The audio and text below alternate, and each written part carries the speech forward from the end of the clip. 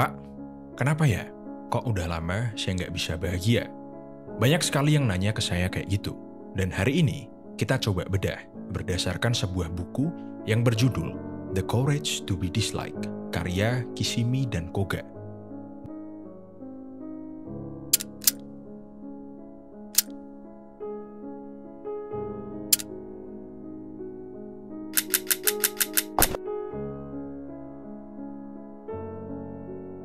The Courage to be Disliked itu bahasa Indonesianya keberanian untuk tidak disukai. Kenapa saya milih buku ini?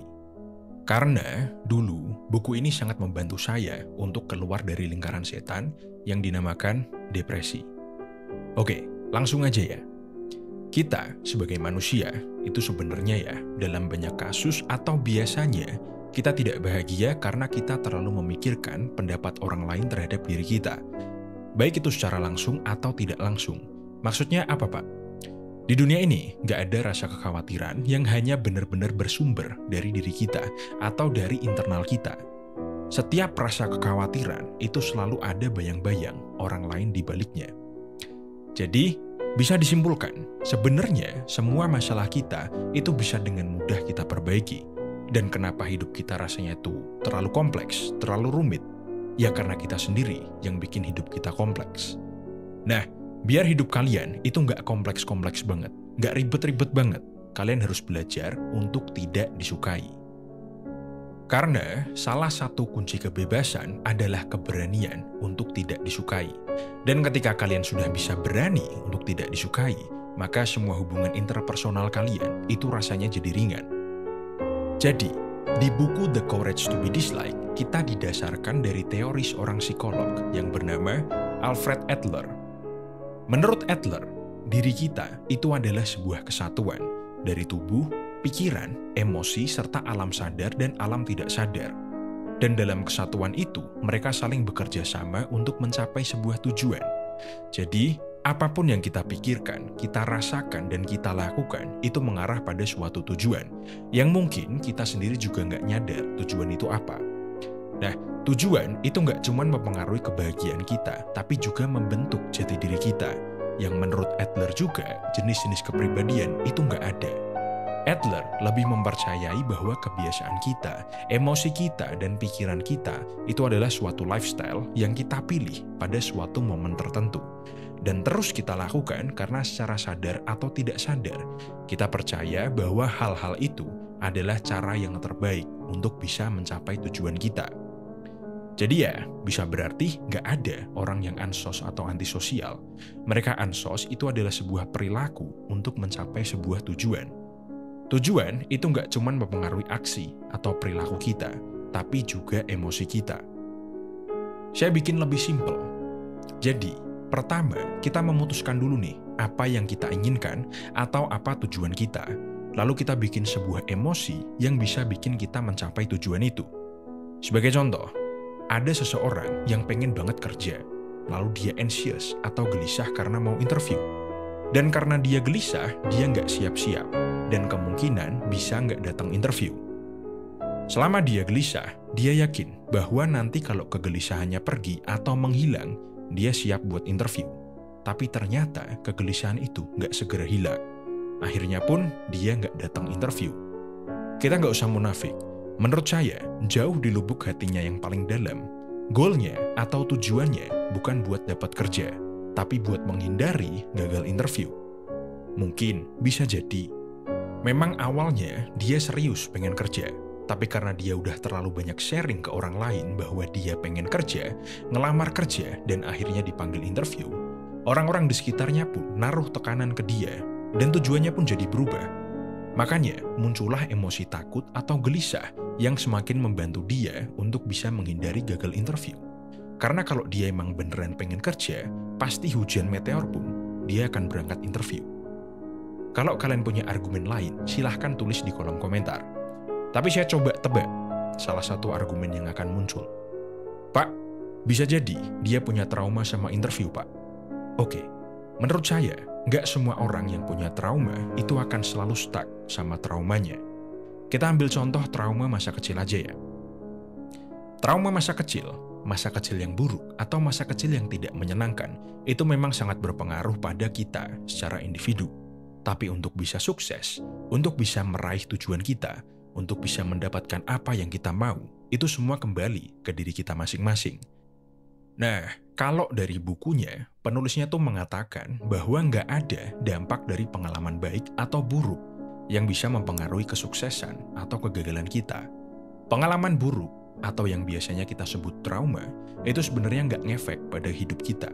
Dan seandainya kita mengikuti teori yang ada di buku itu, maka pengalaman baik maupun buruk itu kita sendiri yang menciptakan, yang memunculkan, membentuk, atau memaknai sesuai dengan tujuan kita. Jadi, saya bikin lebih simpel lagi. Hidup kita ini itu nggak ditentukan oleh pengalaman-pengalaman hidup kita, tapi bagaimana kita memberikan makna pada pengalaman-pengalaman itulah yang menentukan hidup kita. Jadi, ingat sekali lagi, apapun yang sudah kalian alami di hidup kalian sampai di titik ini, jangan sampai menghambat kalian, jangan sampai mempengaruhi hidup kalian. Yang lalu, biarlah berlalu.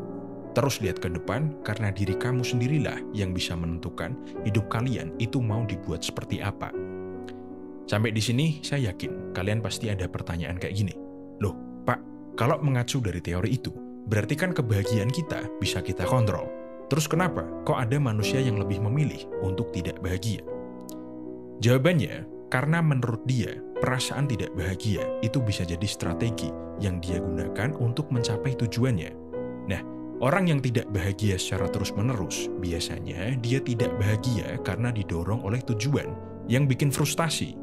Dan biasanya tujuan yang bikin kita frustasi itu adalah tujuan yang menyangkut hubungan kita dengan orang lain.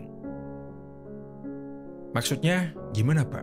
Maksudnya gini, ketika kita ingin berhubungan atau membangun koneksi atau membangun relationship ke orang lain, tujuan kita dari melakukan itulah yang akan mempengaruhi kebahagiaan kita.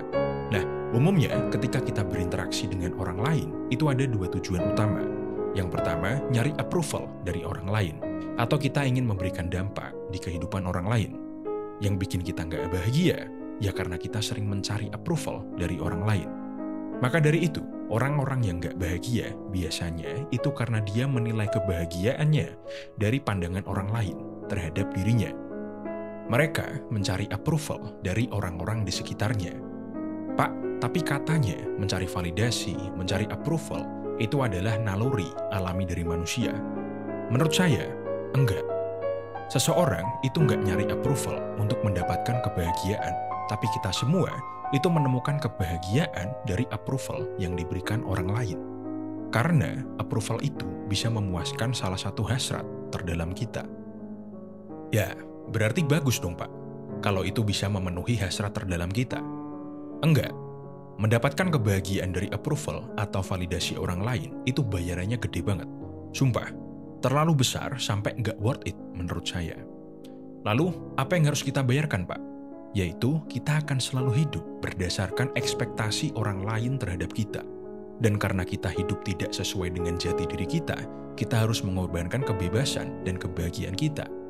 Lalu, orang yang hidup seperti itu suatu saat akan dihantam oleh realita bahwa kita tidak bisa selalu memenuhi ekspektasi orang lain terhadap kita. Kok bisa, Pak? Bisa dong. Di luar faktor-faktor seperti ketidakmampuan kita memenuhi target atau tujuan yang diekspektasikan ke kita, approval atau validasi itu nggak bisa kita kontrol. Karena yang ngasih orang lain. Kalau orang tuamu ekspektasinya kamu dapat nilai 100, terus kamu dapat nilai 99, cuman kurang 1 poin aja, orang tuamu itu akan tetap cemberut. Nah, kegagalan kita memenuhi ekspektasi orang lain itu akan terus-menerus terjadi. Dan setiap kali itu terjadi, kita akan merasakan perasaan yang dinamakan frustasi. Dan frustasi yang berulang-ulang itu dampaknya luar biasa loh. Kalau kalian terus-terusan frustasi, mental kalian hancur, dan pada akhirnya kalian memilih untuk gak mau melakukan apapun. Karena tujuan kalian sekarang berubah, yaitu untuk tidak lagi merasakan frustasi. Lalu muncullah perasaan takut dan membenci diri sendiri. Akhirnya kalian stop mencoba dan tidak berfungsi selayaknya manusia normal lagi. Dan kalau udah kayak gini, kalian bisa stuck di situ sampai bertahun-tahun. Lalu, tahap selanjutnya, kalian merasa bahwa ada yang salah sama diri kalian, ada yang cacat dari diri kalian. Dan karena kalian merasa kurang, kalian cacat, kalian jadi merasa nggak akan ada orang yang bisa suka atau menerima kalian. Jadi bukan semata-mata mereka nyerah untuk nyari validasi dari orang lainnya. Justru malah keinginan itu jadi semakin kuat. Hanya saja karena mereka merasa mereka ini cacat, mereka ini kurang, akhirnya mereka menjadikan itu sebagai alasan yang membuat mereka tidak bisa memenuhi ekspektasi orang lain. Dan gak cuman itu aja, orang-orang yang mencari validasi atau approval dengan memenuhi ekspektasi orang lain, mereka akan jadi orang yang pamrih. Ketika mereka melakukan hal baik, mereka juga berharap orang lain melakukan hal baik juga ke dia. Contohnya, temanmu ada yang ulang tahun, lalu kamu ngajak orang-orang buat nyurprisein dia. Lalu, ketika kamu ulang tahun, gak ada orang yang nyurprisein kamu. Kamu pun tersinggung dan bisa jadi marah-marah ke teman-temanmu. Dan ketika temanmu jadi tertekan karena kamu marah-marah, akhirnya dia nyurprisein kamu karena terpaksa. Disitulah hubungan kalian akan mengalami keretakan. Dan jika kalian terus pamrih di semua hubungan kalian, maka perlahan-lahan kalian akan kehilangan pasangan, teman, keluarga kalian satu persatu. Oke, sebelum saya tutup, saya mau ngasih kalian saran atau roadmap untuk kehidupan yang bahagia. Yang pertama, jadi kayak saya, hidup mengikuti kata hati saya, tapi untuk bisa melakukan itu butuh proses yang panjang dan belajar yang banyak. Karena kuncinya adalah kalian harus bisa mengenali diri kalian terlebih dahulu. Setelah mengenali, kalian harus bisa memahami diri kalian tanpa bias atau tanpa bias. Dan ini butuh basis ilmu yang banyak. Contohnya, saya dulu cuma tahu kalau saya pengen kaya, lalu saya mencari tahu kenapa saya pengen kaya. Dan jawabannya, saya pengen bebas. Berarti karena tujuan saya mencari kebebasan hidup, menjadi kaya itu cuma salah satu prosesnya aja. Dan karena saya udah tahu apa tujuan saya bergerak menuju ke sana tanpa perlu memikirkan hal-hal lain. Karena menurut saya, hal-hal yang tidak ada pengaruhnya sama sekali dengan tujuan saya adalah hal yang sia-sia. Itu tadi contoh aja. Nanti saya bikinkan konten tentang proses saya untuk bisa mengenali dan memahami diri sendiri. Kita lanjutkan dengan cara yang kedua, yaitu cara yang direkomendasikan penulis buku ini. Menurut Kishimi dan Koga, daripada kita mencari approval atau validasi dari orang lain, lebih baik kita ubah tujuan kita jadi membantu orang lain. Kalian coba cari kebahagiaan dengan memberikan kontribusi kepada well-being dari orang-orang di sekitar kalian. Dan karena tujuan kalian tulus, cuma ingin membantu well-being orang-orang di sekitar kalian aja, maka kalian jadi nggak perlu mikirin gimana orang memandang kalian. Dan tentunya nggak ada ekspektasi yang perlu kalian penuhi. Oke, sebelum saya tutup ya, saya mau ngasih kalian saran sekali lagi. Perbanyaklah membaca buku, tapi jangan pernah menelan mentah-mentah buku yang kalian baca.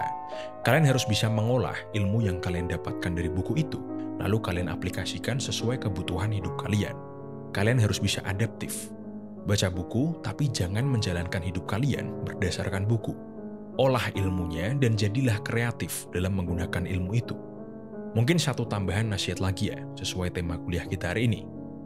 Saran saya, kalian harus memiliki sebuah tujuan yang long term, yang jangka panjang, yang tentunya tujuan itu asalnya dari diri kalian sendiri. Lalu kalian cobalah untuk memaknai perjalanan mencapai tujuan itu, dan mencari kesenangan dalam proses menuju ke sana. Jadi seandainya tiba-tiba kalian mati, kalian nggak ngerasa hidup kalian ini sia-sia. Oke, sekian dari kuliah kita hari ini. Jangan lupa like, share, dan subscribe.